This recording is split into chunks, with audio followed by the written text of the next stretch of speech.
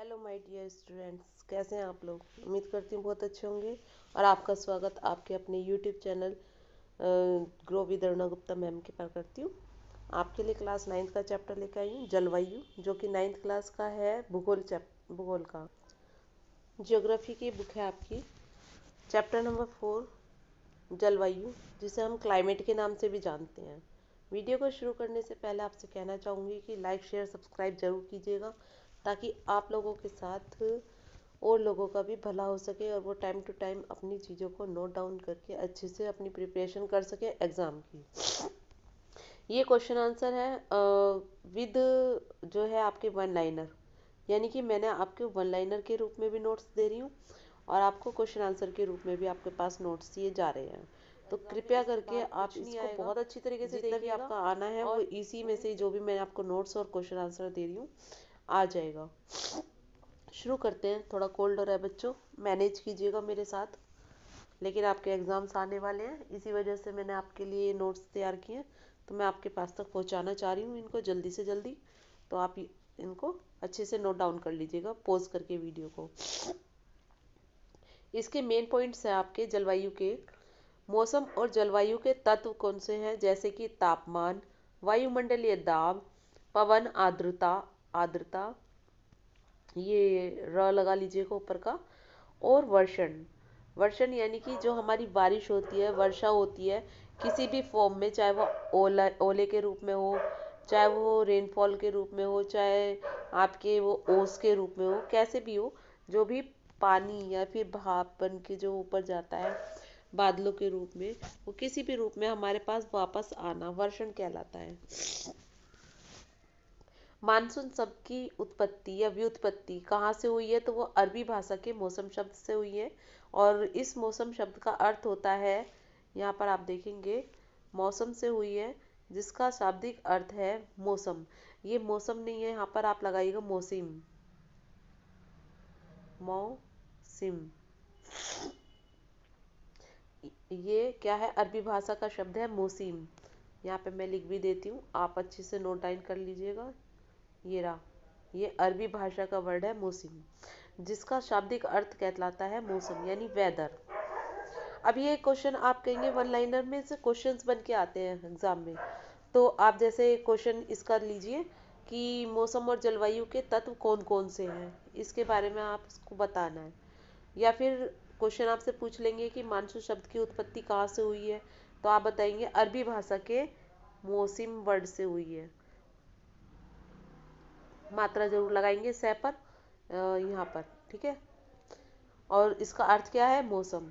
Monsoon शब्द जो है उसका अर्थ क्या होता है, उसका अर्थ है कि एक वर्ष के दौरान वायु की दिशा में ऋतु के अनुसार परिवर्तन जो होते हैं वो मानसून कहलाते हैं। यानी कि वायु की दिशा कहाँ को चल रही है और उसकी वजह से जो हमारे ऋतुओं में परिवर्तन हो रहे हैं वही मानसून कहलाता है। ऋतुएं यानी मौसम, अलग अलग मौसम होते हैं, ठंडी, सर्दी, गर्मी, बरसात, बसंत। भारत की जलवायु को मानसूनी जलवायु कहा जाता है, आप सबको पता है। क्यों? क्योंकि यहाँ पे हर प्रकार का मौसम देखने को मिलता है। इस प्रकार की जलवायु मुख्यतः कहाँ पर पाई जाती है, दक्षिण और दक्षिण पूर्व एशिया में ही जो है मानसूनी जलवायु पाई जाती है। किसी भी क्षेत्र की जलवायु को नियंत्रित करने वाले कितने कारक होते हैं, ये भी एग्जाम में आपसे पूछा जाता है। और उम्मीद कीजिए कि बिल्कुल मैं आप को बता रही हूँ पूरे विश्वास के साथ कि आपके एग्जाम जब आएगा आपको इसी में से ही क्वेश्चंस आपको अपने एग्जाम में देखने को मिल जाएंगे।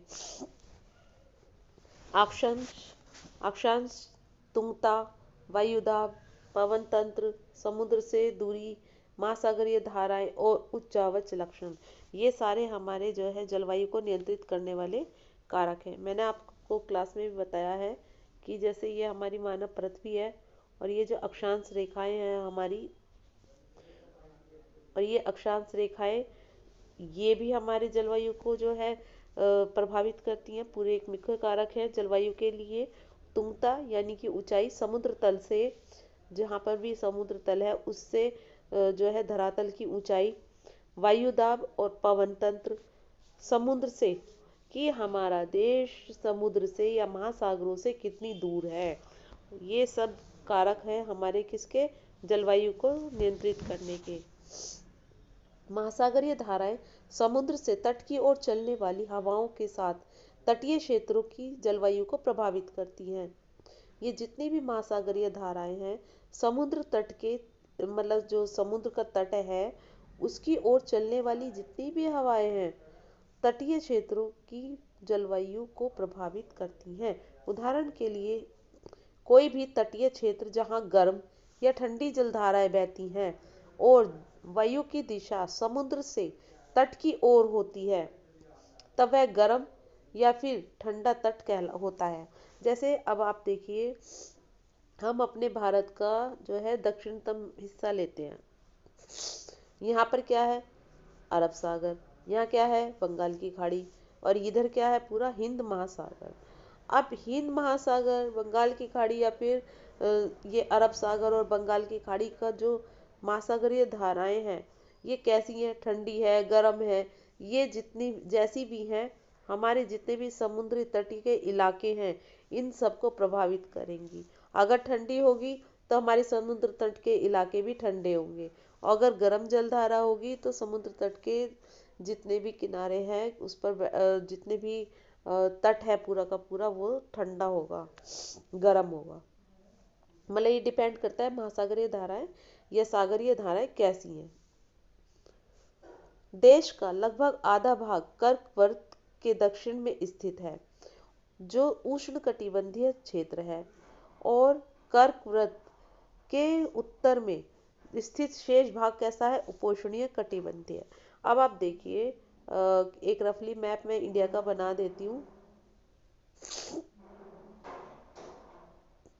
यहाँ से आप ये देखिए, इंडिया का एक मैंने रफली मैप बना दिया यहाँ पे। तो ये यहाँ से लेकर अगर हम कर्क रेखा यहाँ तक जा रही है तो इसका जो मोस्ट पार्ट है वो यहाँ पर पड़ रहा है, दक्षिण के इलाके में। देखो दक्षिण, और ये कहाँ है, ये तट वाला इलाका। ये पूरा का पूरा कलर चेंज करती हूँ, ये पूरा क्या है, ये तट वाला इलाका है। और इसमें आप देखोगे कि ये जो तट वाला इलाका है ये तो हमारा कौन से मारा है यहाँ पर, उष्ण में, और जो ऊपर वाला है ये कौन से उसमें आ रहा है, ये आ रहा है हमारा उपोषण में। ये देखिए, ये वाला इलाका जो मैं आपको दूसरा कलर चेंज करके बताती हूँ, यहाँ पर ये वाला इलाका आप लेंगे, ये पूरा का पूरा इलाका है हमारा उष्ण कटिबंधीय। और ये वाला इलाका, फिर से पेन चेंज करती हूँ और आप देखो यहाँ पे ये जितना भी इलाका है ये है हमारा कर्क रेखा से ऊपर वाला उत्तर की तरफ, ये है हमारा उपोष्णीय।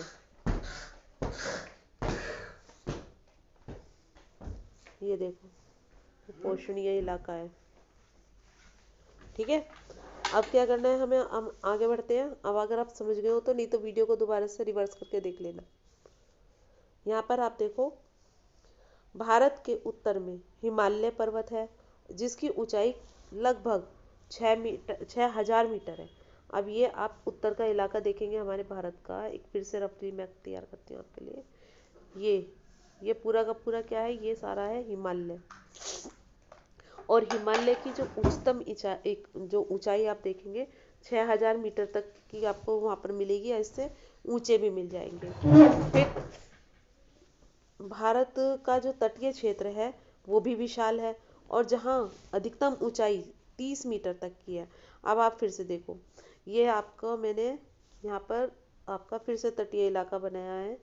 ये देखो भारत के रफली मैप में हम देखते हैं, यहाँ पर जितने भी आपको यहाँ पर पर्वत दिखाई देंगे, जो ऊंचाई दिखाई देगी वो 30 मीटर तक की सबसे ऊंची दिखाई देगी। और हिमालय में जबकि आपको बताया कि 6,000 मीटर तक जो आपका एवरेस्ट है वो भी आपका 6,000 मीटर से ऊंचा है। तो अब अभी देखो नेक्स्ट वाला पार्ट इसका। भारत में जलवायु और संबंधित मौसम अवस्थाएं निम्नलिखित हैं। कौन कौन सी जलवायु भारत में पाई जाती है या फिर मौसम पाए जाते हैं, तो ये इसकी जो अवस्थाएं किस पे डिपेंड करती हैं, ये करती हैं वायु दाब और धरातलीय पवनें हैं, ऊपरी वायु परिसंचरण है, और पश्चिमी चक्रवाती विक्षोभ भी यहाँ पर आता है, और साथ में आप देखेंगे उष्ण कटिबंधीय चक्रवात भी हमारे भारत में देखने को मिलते हैं। ये सारे हमारे मौसम की अवस्थाएं हैं।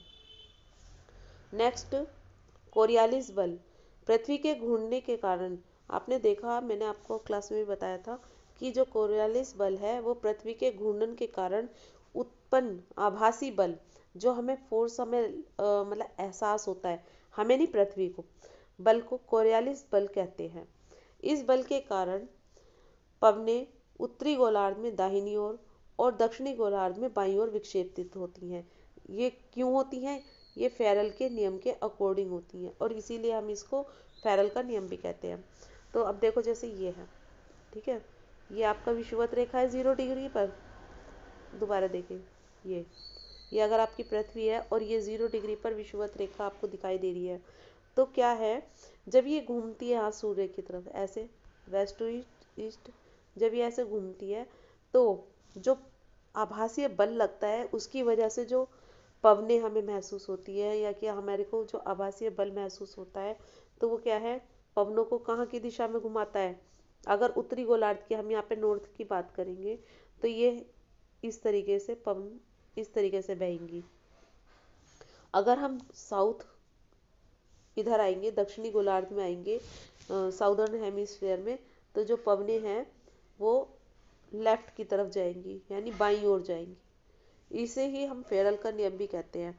और जो कोरियालिस बल है ये फेरल के नियम के अकॉर्डिंग ही कार्य करता है। जेट धारा किसे कहते हैं? जेट धारा भी मैंने आपको अच्छे से समझाया हुआ है। ये एक संकरी पट्टी में क्षोभ मंडल, जो हमारा क्षोभ मंडल है, हमारे धरातल के ऊपर जो क्षोभ मंडल है वहां पर संकरी, यानी कि एक नैरो लाइन के अंदर ही हमें ये देखने को मिलती है। और करीब कितनी ऊंचाई पे होगा ये? धरातल से 12,000 मीटर की ऊंचाई पर। सबसे हमें अधिक पश्चिमी हवाएं देखने को मिलती है, जो पश्चिम की साइड से आ रही होती है। ये इनकी गति कैसी होती है? 110 किलोमीटर प्रति घंटा की रफ्तार से आपको ये गति देखने को मिलेगी। और सर्दी में ये जो 110, गर्मियों में चल रही है हवा, यही हवा 184 यानी 184 किलोमीटर प्रति घंटे के हिसाब से, यानी आप अंदाजा लगा सकते हो कितनी स्पीड में ये हवाएं चलती होंगी। बहुत सी अलग अलग जेट धाराओं को पहचाना गया है। उनमें सबसे स्थिर मध्य अक्षांशीय और उपोष्णीय कटिबंधीय, यानी उपोष्ण कटिबंधीय क्षेत्र में जितनी भी जेट धाराएं हैं, या फिर मध्य अक्षांशीय जितनी भी जेट धाराएं हैं, ये सब जो है बहुत ज़्यादा स्पीड में चलती हैं। और जेट धाराओं के नाम पर ही आपका जो जेट प्लेन है, जो आपके युद्धों में काम आता है, उसमें जो जेट प्लेन है, ये जेट प्लेन क्यों नाम रखा गया है? इन्हीं जो जेट धाराएं हैं, इन्हीं की वजह से जेट प्लेन जो युद्ध वगैरह में काम आता है, जो बहुत तेज स्पीड में बम वगैरह गिराने के काम आता है। जेट धाराएं लगभग 270 से 300 उत्तर अक्षांशों के बीच में ही स्थित होती हैं। इसीलिए इन्हें उपोष्ण कटिबंधीय पश्चिमी जेट धाराएं कहा जाता है। अगर क्वेश्चन आपसे पूछा जाए जेट धारा को लेकर के, तो आप ये पॉइंट्स उसके अंदर नोट डाउन करेंगे। नेक्स्ट पॉइंट है आपका जेट धारा को लेकर के, पूर्वी जेट धारा, जिसे उष्ण कटिबंधीय पूर्वी जेट धारा कहा जाता है। ये गर्मियों के महीने में प्रायद्वीपीय भारत के ऊपर लगभग 140 उत्तरी अक्षांश में प्रवाहित होती हैं। यानी आपको उत्तरी अक्षांश में देखने को मिलेंगी, कहाँ पर? लगभग 140, ये देखो इस तरीके से होता है। 0 डिग्री पर विषुवत रेखा है और उत्तर की तरफ हम ऐसे जाएंगे 1 2 3 4 करते हुए, जब 140 डिग्री पर पहुंच जाएंगे उत्तरी अक्षांश में, यहाँ पर ये हमें देखने को मिलेंगी, ये पूर्वी जेट धाराएं।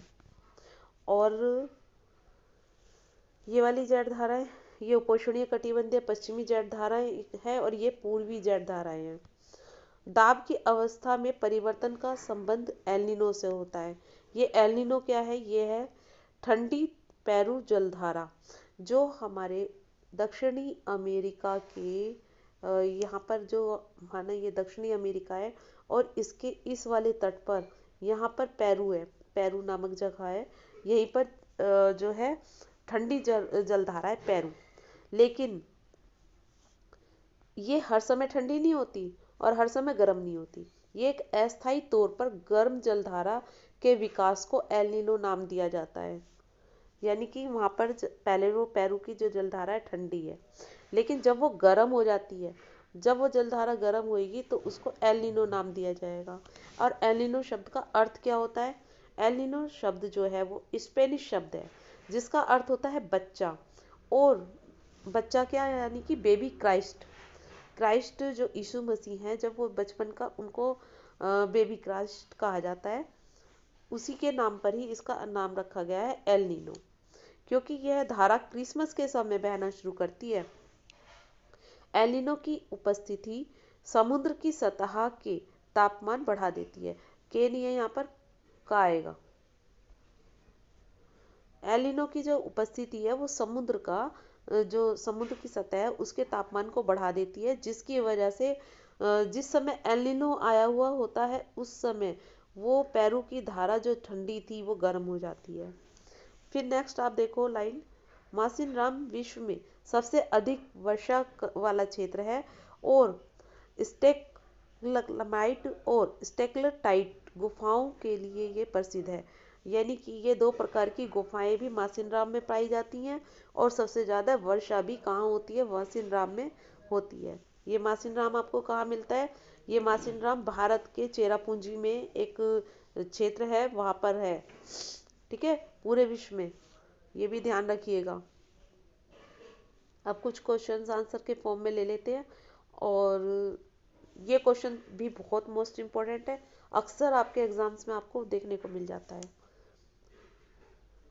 नीचे दिए गए स्थानों में किस स्थान पर विश्व में सबसे अधिक बारिश होती है? तो आपको ये 4 पॉइंट्स दिए गए हैं, ये ऑप्शंस हैं। इन ऑप्शंस में से आपको देखना है। तो मासिनराम में सबसे ज़्यादा बारिश होती है, और ये मासिनराम का है, ये मासिनराम है चेरापूंजी में, मेघालय में। ग्रीष्म ऋतु में यानी कि गर्मी की ऋतु में उत्तरी गोलार्ध जो उत्तरी मैदान है, यानी हमारे भारत के जितने भी उत्तरी गोलार्ध के अंदर उत्तरी मैदान हैं, वहाँ पर बहने वाली जो पवनें हैं उनको क्या कहा जाता है? काल बैसाखी, लू, व्यापारिक पवनें, या इनमें से कोई से नहीं। तो ग्रीष्म ऋतु गर्मी में आप देखोगे हम जहाँ रहते हैं दिल्ली और इसके आसपास का उत्तरी मैदान कहलाता है। और उत्तरी मैदान में जिस समय गर्मी का मौसम होता है उस समय जो गर्म हवाएं हमें लगती हैं उन्हें हम किस नाम से जानते हैं? उन्हें हम जानते हैं लू के नाम से। नेक्स्ट है आपका, निम्नलिखित में से कौन सा कारण भारत के उत्तर पश्चिम भाग में शीत ऋतु में होने वाली वर्षा के लिए उत्तरदायी है? जो ठंडी ऋतु के अंदर उत्तर पश्चिम भाग में बारिश होती है उसके लिए क्या जो है उत्तरदायी है? चक्रवाती अवदाब नहीं, मानसून की वापसी नहीं, क्योंकि ये तो तमिलनाडु या चेन्नई की तरफ होती है। तो पश्चिमी विक्षोभ बिल्कुल सही है, और दक्षिणी पश्चिमी मानसून बिल्कुल गलत है। तो इसका सही आंसर होगा आपका पश्चिमी विक्षोभ जो है वो भारत के उत्तर और पश्चिम भाग में ठंड में जो होने वाली वर्षा होती है उसी के कारण होती है। भारत में मानसून का आगमन निम्नलिखित में से कब तक होता है? तो जून के शुरुआत में ही मानसून का आगमन भारत में हो जाता है। निम्नलिखित में से कौन सी भारत में शीत ऋतु की विशेषता है? यानी इसने आप पूछा है कि कौन सी क्वालिटी है शीत ऋतु की। तो गर्म दिन और गर्म रातें बिल्कुल नहीं, ठंडा दिन ठंडी रातें जो है ये भी बिल्कुल गलत है, गर्म दिन और ठंडी रातें बिल्कुल सही है, और ठंडा दिन और गर्म रातें, ठंडा दिन और गर्म रातें भी गलत है। आप देखो कि जिस समय जब सर्दी का मौसम होता है दिन में तो आपको धूप की वजह से थोड़ी सी निवास सी मिल जाती है, लेकिन रातें बहुत ठंडी होती हैं। तो जो शीत ऋतु की विशेषता है वो यही है कि गर्म दिन होगा और ठंडी रातें होंगी। अब नेक्स्ट है, भारत की जलवायु को प्रभावित करने वाले क्वेश्चन जो कारक हैं वो कौन कौन से हैं? ये क्वेश्चन भी मोस्ट इम्पोर्टेंट है, अक्सर आपके एग्जाम में पूछा जाता है। तो भारत की जलवायु को प्रभावित करने वाले कारक हैं अक्षांश, ऊंचाई, वायुदाब और पवन तंत्र, समुद्र से दूरी, महासागरीय धाराएं, उच्चावच लक्षण। इनको मैंने ऊपर भी एक्सप्लेन करके बताया। अगर आपसे 5 नंबर में इस क्वेश्चन को पूछेंगे तो आप इनको हेडिंग बनाएंगे और हेडिंग बना करके इनको डिफाइन करेंगे एक एक लाइन में ज़रूर। अगर आपसे पूछे 3 नंबर में ये क्वेश्चन या 2 नंबर में या फिर आपको ऑप्शन में पूछ सकते हैं, लेकिन अगर 3 नंबर में पूछते हैं तो आप ये हेडिंग डाल करके छोड़ सकते हैं। अगर आपसे 5 नंबर विस्तृत में लॉन्ग क्वेश्चन में ये पूछेगा तो आपको इसको डिफाइन जरूर करना है। नेक्स्ट आपका क्वेश्चन है, भारत में मानसूनी प्रकार की जलवायु क्यों है? इसके भी बहुत सारे रीज़न हैं, जैसे कि आप इसमें पढ़ो। भारत में मानसूनी प्रकार की जलवायु के निम्नलिखित कारण हैं। पहला पॉइंट है, भारत की जलवायु मानसूनी पवनों से बहुत अधिक प्रभावित होती है। मानसूनी पवनें हैं कि जो बारिश लेकर के हमारे भारत में आती हैं, और ये तटीय तटीय प्रदेशों से ही, ये देखिए तटीय क्षेत्रों से ही हमारे भारत के अंदर, इधर केरल साइड से ही आती है और इधर आती है उड़ीसा या पश्चिम बंगाल की तरफ से, जितनी भी मानसूनी जलवायु है। मानसून का प्रभाव उष्ण कटिबंधीय क्षेत्रों में लगभग 20 डिग्री उत्तर और 20 डिग्री के बीच में ही रहता है। स्थल और जल के गर्म और ठंडे होने की विभेदी प्रक्रिया के कारण भारत के स्थल भाग पर निम्न दाब का क्षेत्र उत्पन्न होता है, जबकि इसके आसपास जितने भी समुद्रों का दाब है वो उच्च दाब का क्षेत्र होता है। ग्रीष्म ऋतु में, यानी कि जो गर्मी की ऋतु होती है, उसके दिनों में अंतः उष्ण कटिबंधीय अभिसरण क्षेत्र की स्थिति गंगा के मैदान की ओर खिसक जाती है। यानी कि जब उष्ण कटिबंधीय अभिसरण क्षेत्र होता है, ये देखो, ये भारत का रफली मैप बनाया मैंने ऐसे, तो यहाँ से अगर आ रहा है उष्ण कटिबंधीय क्षेत्र, यहाँ कर्क रेखा से नीचे नीचे का पार्ट है, तो ये जितना भी है ये ऊपर की तरफ, यानी गंगा के मैदान की तरफ यहाँ पर खिसक जाती है। हिंद महासागर में मेडागास्कर के पूर्व लगभग 20 डिग्री दक्षिण अक्षांश के ऊपर उच्च दाब वाला क्षेत्र होता है। जो हिंद महासागर में मेडागास्कर जगह है, वहाँ से लगभग 20 डिग्री दक्षिण अक्षांश के ऊपर की तरफ जाएंगे तो उच्च दाब वाला क्षेत्र जो है वो आ जाता है। इस उच्च दाब वाले क्षेत्र की स्थिति और तीव्रता भारतीय मानसून को प्रभावित करती है। ग्रीष्म ऋतु में, या गर्मी की जो ऋतु है, उसमें हिमालय के उत्तर पश्चिमी जेट धाराओं का भारतीय प्रायद्वीप के ऊपर उष्णकटिबंधीय पूर्वी जेट धाराओं का प्रभाव होता है। जैसा भी बताया आपको कि ग्रीष्म ऋतु में 110 किलोमीटर प्रति घंटा की रफ्तार से ये दौड़ती हैं, और यही क्या है, भारतीय प्रायद्वीप के ऊपरी जब जेट धाराओं को प्रभाव को होता है। यानी कि ग्रीष्म ऋतु में हिमालय उत्तर पश्चिमी जेट धाराओं का जो प्रभाव है वो प्रायद्वीपीय भाग पर दिखाई देता है। एल नीनो दक्षिणी दोलन घटना सक्रिय रहती है। अभी आपको बताया कि जो एल नीनो है, जिसे हम बेबी क्राइस्ट के नाम से भी जानते हैं, और ये हमारा दक्षिणी अमेरिका में पेरू नामक जगह पे एल नीनो ये प्रभावित करता है हमारे भारत को। कैसे? ये पूरे विश्व है, ये विषुवत रेखा है, यहाँ पर क्या है, आपको मैं दूसरा पार्ट दिखाती हूँ कि इधर आप वैसे देखेंगे नॉर्मली में तो यहाँ पर भारत है, ठीक है, 8 डिग्री 4 पर यहाँ पर भारत है, यहाँ दक्षिण अमेरिका है। लेकिन अगर मैं इसी को घुमा दूँ तो क्या होगा, अभी भी ये 0 डिग्री रहेगी, और यहाँ पर आ जाएगा, हमें जो पीछे का पार्ट दिखाई नहीं देता, ये उत्तरी अमेरिका, सॉरी उत्तरी नहीं, दक्षिणी अमेरिका इधर, और इधर ही हमारा कहाँ आएगा, उत्तरी गोलार्ध में यहाँ पर आ गया 8 डिग्री 4 पर हमारा भारत, इधर ये आ गया भारत। अब कहाँ से उठ रही है पेरू की धारा जो है, अब देखो पेरू यहाँ पर है उत्तरी अमेरिका में, और यहीं पे एल नीनो की घटना हो रही है, एल नीनो में गर्म हो रहा है।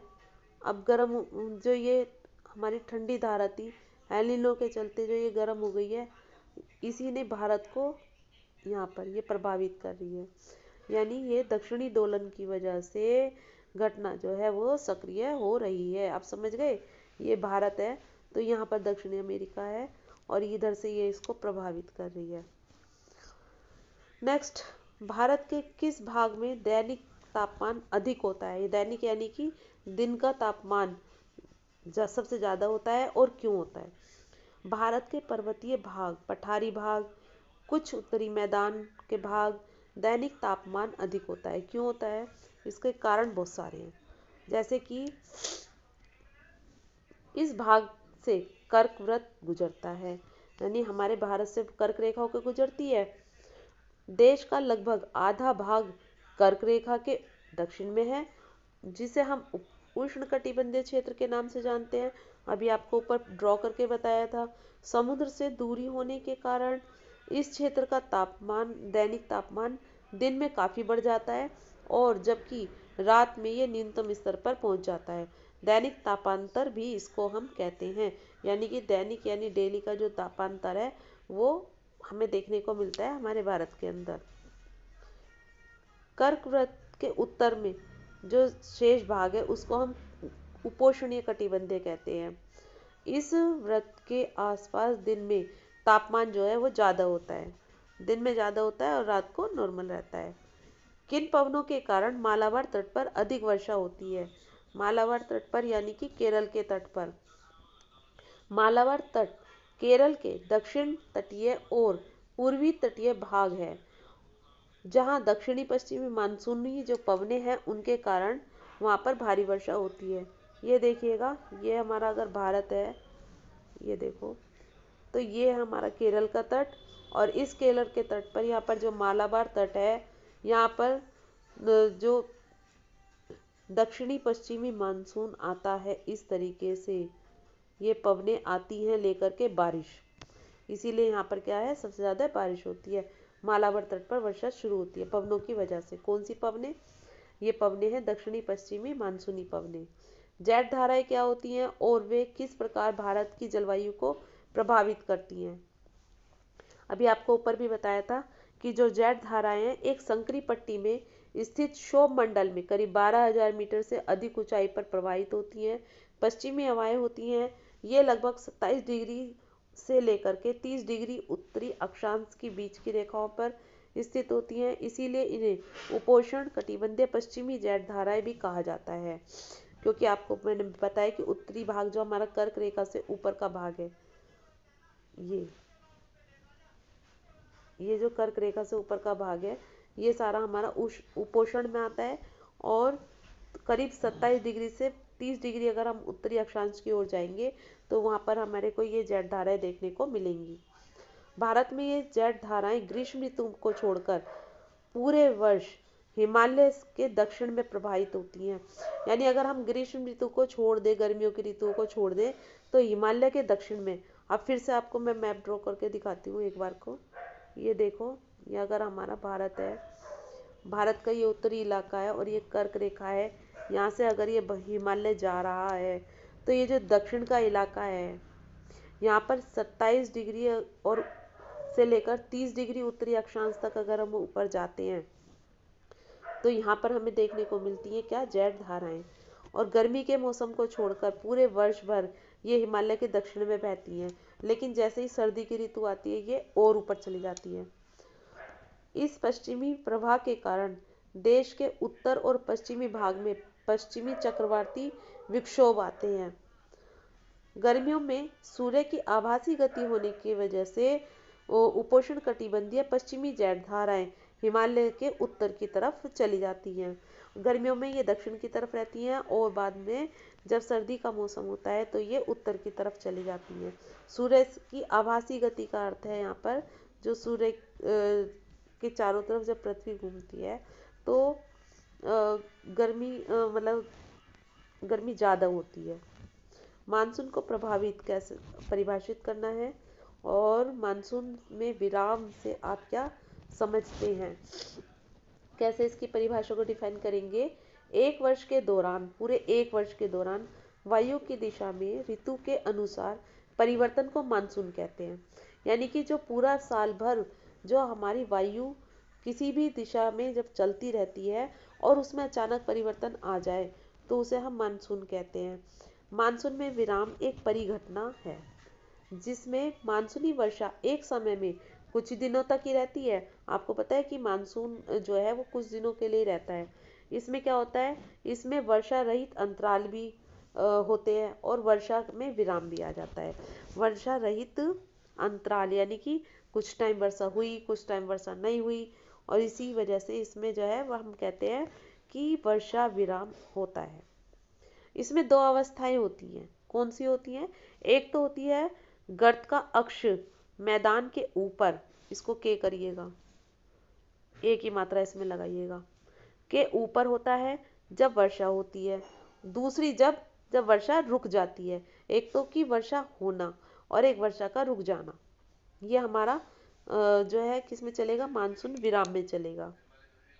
ये तब होता है जब अक्ष हिमालय के समीप चला जाता है और मैदानों में मतलब समय तक शुष्क अवस्था रहती है। जो मैदान है उस समय शुष्क अवस्था रहती है मैदानों में। इसे ही हम क्या कहते हैं? मानसून विराम कहते हैं। जिस समय मैदानों में शुष्क अवस्था होती है, बारिश नहीं होती, वो समय हमारा मानसून विराम का कहलाता है। मानसून को एक सूत्र में बांधने वाला क्यों समझा जाता है? तो क्यों समझा जाता है ये समझिए। भारत का प्रत्येक भाग, चाहे वो जम्मू कश्मीर में हो, चाहे वो तमिलनाडु में हो, गुजरात से पूर्वोत्तर भारत को हो, चाहे कुछ भी हो, सभी मानसून का बेसब्री से प्रतीक्षा करते हैं, इंतजार करते हैं। यह उनके जान जीवन से जुड़ा हुआ है। जान नहीं है यहाँ पर, जन है। या की मात्रा इसमें से हटाइएगा बेटा, जब टाइप करते हैं तो मिसप्रिंट हो जाता है। जन जीवन से जुड़ा हुआ है। मानसून की प्रत्येक स्थितियाँ, जैसे मानसून का समय से आना, समय से पहले चले जाना, लंबे समय तक रहना, अचानक गायब हो जाना, यदि यहाँ के लोगों के जनजीवन, फिर से जन जीवन को प्रभावित करता है। भारत में वर्षा के जल का वितरण और कृषि प्रक्रिया पूर्णतः मानसून पर निर्भर होती है। यही कारण है कि मानसून को एक सूत्र में बांधने वाला समझा जाता है। नेक्स्ट क्वेश्चन है, उत्तर भारत में पूर्व से पश्चिम की ओर वर्षा की मात्रा क्यों घट जाती है? अगर जो हम उत्तर भारत में रहते हैं, हम देखते हैं कि जब पूर्व से पश्चिम की ओर जाते हैं तो वर्षा की मात्रा घटती चली जाती है। पश्चिम का इलाका हमारा राजस्थान की तरफ बिल्कुल आ जाता है, और पूर्व में तो आप देखते हो कि चेरापूंजी है, मौसिनराम है। उत्तर भारत में पूर्व से पश्चिम की ओर वर्षा की मात्रा घटने के बहुत सारे कारण हैं। जैसे कि भारत में वर्षा का वितरण मुख्यतः देश के आकार द्वारा नियंत्रित होता है। यह पवनों के प्रवेश और मार्ग पर निर्भर करता है। कैसे? आपने ये उत्तरी भाग, ये देखिए दक्षिणी भाग देखा, यहाँ से भी आई, पश्चिम की तरफ से भी पवनें आ रही हैं जो वर्षा लेकर आ रही हैं, और इधर पूर्वी तरफ से भी वर्षा लेकर के पवनें आ रही हैं। तो ये डिपेंड करता है भारत की स्थिति पर।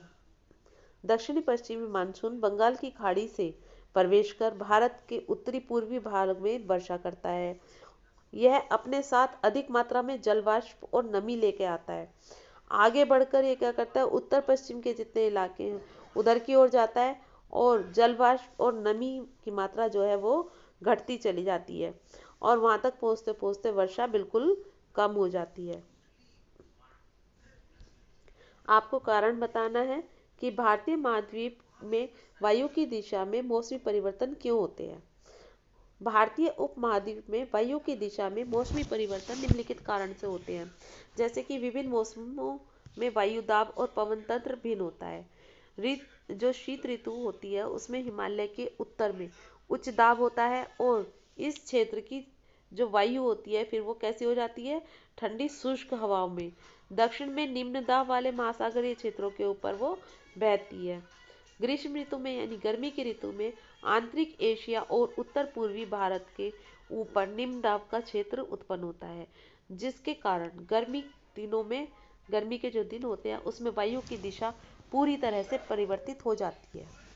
वर्षा ऋतु में दक्षिण में हिंद महासागर के उच्च दाब वाले क्षेत्र से बहते हुए वायु भारतीय उपमहाद्वीप पर स्थित निम्न दाब की ओर बहने लगती है, जिसे दक्षिणी पश्चिमी मानसून कहा जाता है। यही कारण है कि वायु की दिशा में मौसमी परिवर्तन होते रहते हैं। नेक्स्ट है, भारत में अधिकतर वर्षा कुछ महीने ही होती है। तो इसको हमें इसका कारण बताना है। भारत में वर्षा प्रमुख कारण यहाँ से बहने वाली जो मानसूनी पवनें हैं वही होती हैं, जो वर्ष के कुछ महीने पहले यानी कि कुछ ही महीने जून से सितंबर तक ही बहती रहती हैं। और जो मानसून है यानी कि जो बारिश है वो जून से सितंबर तक के बीच में होती है उत्तर भारत में। इन महीनों में भारत का स्थलीय भाग बहुत गर्म होता है और महासागरीय भाग कम कम गर्म रहता है, जिससे हिंद महासागर के ऊपर उच्च दाब उत्पन्न होता है और वायु के इस उच्च दाब से इस उपमहाद्वीप यानी कि हमारे भारत के स्थल से की ओर क्या होता है, निम्न दाब की ओर बहने के कारण यह अपने साथ बहुत अधिक मात्रा में जल वाष्प और नमी लाता है, जो इन दिनों में वर्षा का मुख्य कारण होती है। तो अभी हमने इतने सारे क्वेश्चंस किए बच्चों, इनको आप नोट डाउन कीजिएगा और नोट्स बनाइएगा, याद जरूर कीजिए। आगे के क्वेश्चन आंसर मैं नेक्स्ट वीडियो में लाऊंगी। तब तक आप स्वस्थ रहिए, मस्त रहिए। वीडियो को लाइक शेयर सब्सक्राइब जब कीजिए और grow with Aruna Gupta ma'am पर बने रहिए। मिलते हैं जल्दी आपसे नेक्स्ट वीडियो में।